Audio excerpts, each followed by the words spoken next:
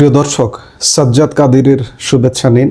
এই মুহূর্তে আপনাদের সামনে কথা বলতে এসেছি ভারতের বন্দর ব্যবহার করে ইরানে মার্কিন হামলা। ভারত বাংলাদেশ কি যুদ্ধের মুখে? আসল সত্যটা কি?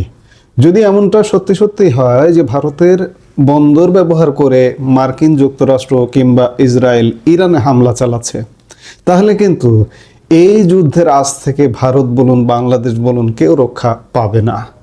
এবং আরেকটি বিষয় যে ভারতের প্রধানমন্ত্রী নরেন্দ্র মোদী ইসরায়েল সফরে গিয়েছিলেন।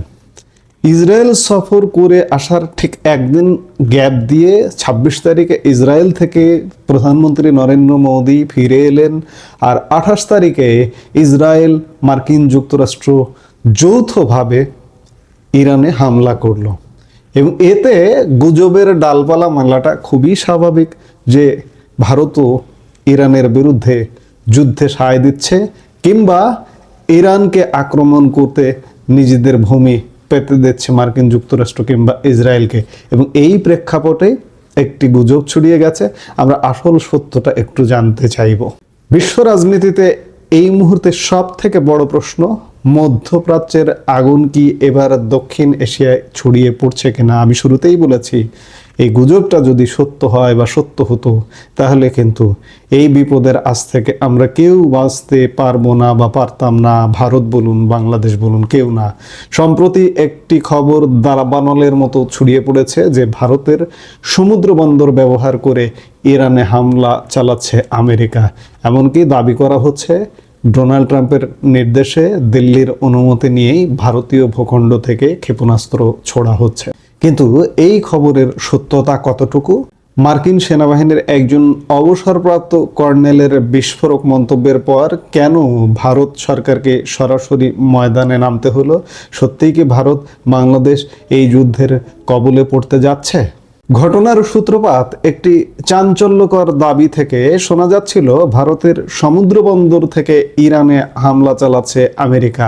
খবরটি শোনার পর স্বাভাবিকভাবেই প্রশ্ন জাগে, ইরান যুদ্ধ কি ভারত বাংলাদেশ পর্যন্ত ছড়িয়ে যাচ্ছে কিনা।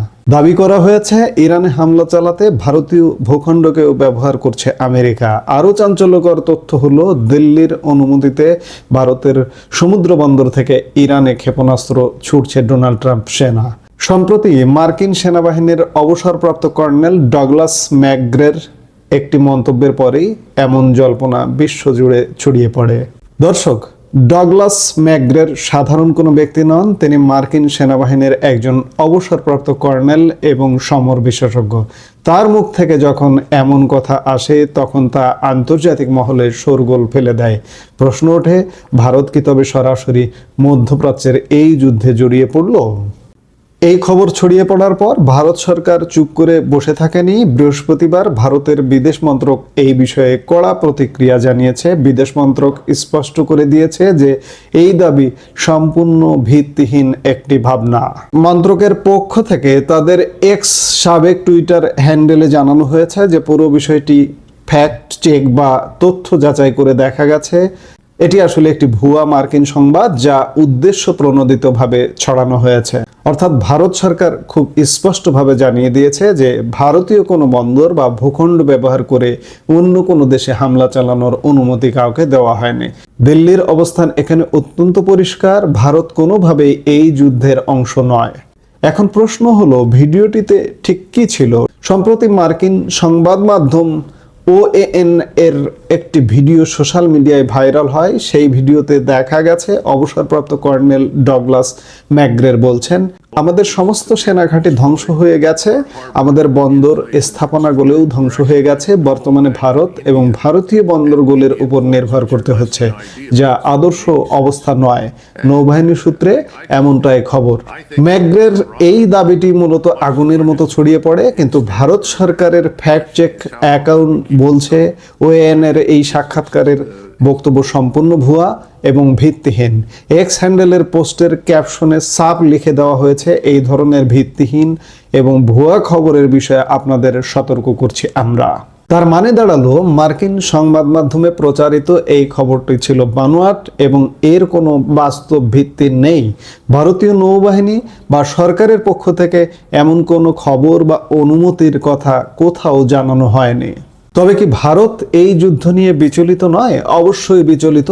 মধ্যপ্রাচ্যের এই ভয়াবহ সংঘাত নিয়ে ভারত বারবার গভীর উদ্বেগ প্রকাশ করেছে।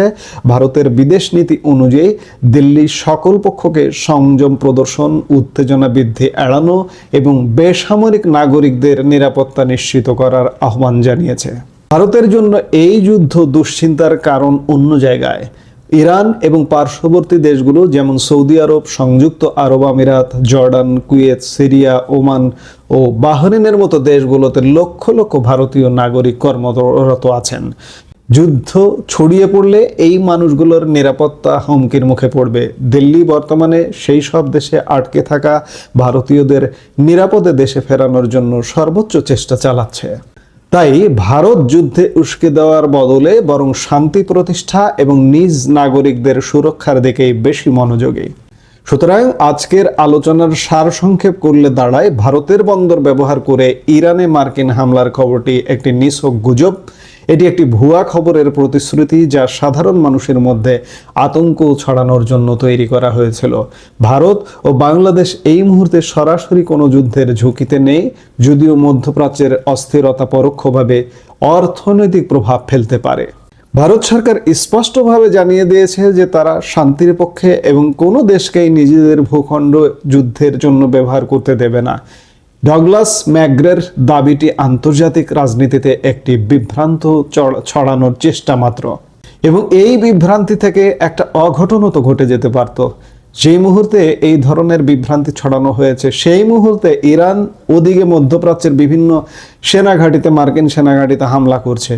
ইরান যদি তাদের অস্ত্র ঘুরিয়ে ভারতের দিকে দিত ভুলবশত, ভুল আক্রমণের প্রেক্ষিতে, তাহলে কি হতো?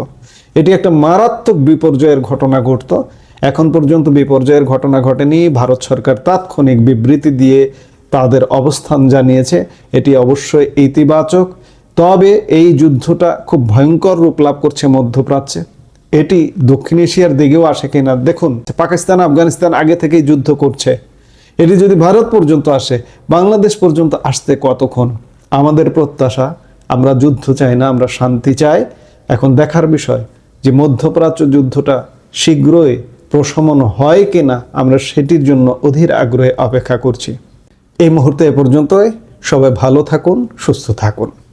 আমাদের ভিডিওগুলো নিয়মিত পেতে সাবস্ক্রাইব করুন Sajjad Kadir and the legends YouTube channel এবং লাইক, কমেন্ট, শেয়ার করে সাথে থাকুন।